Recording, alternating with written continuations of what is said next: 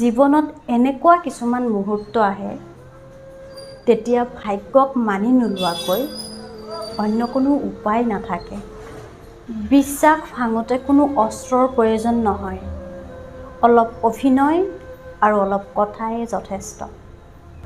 আপুনি যদি কেতিয়াবা ভুল ট্ৰেইনত উঠে, আপুনি নেক্সট ষ্টপেজতে নামি দিব, কাৰণ আপুনি যিমান দূৰ যাব উভতোতে সিমানেই কষ্ট হ'ব। যেতিয়া কাৰো প্ৰতি ভালপোৱা বেছি হৈ যায়, তেতিয়া সেই ভালপোৱাত সুখতকৈ দুখ বেছি হয়। পৃথিৱীত সঁচা ভালপোৱাটো হ'ল আইনা। তাৰ সন্মুখত আপুনি হাঁহিলে সিও হাঁহিব, কান্দিলে সিও কান্দিব, নাচিলে সিও নাচিব, কিন্তু আঘাত কৰিলে সি কেতিয়াও আঘাত নকৰিব, বৰঞ্চ সি নিজে ভাঙি যায়।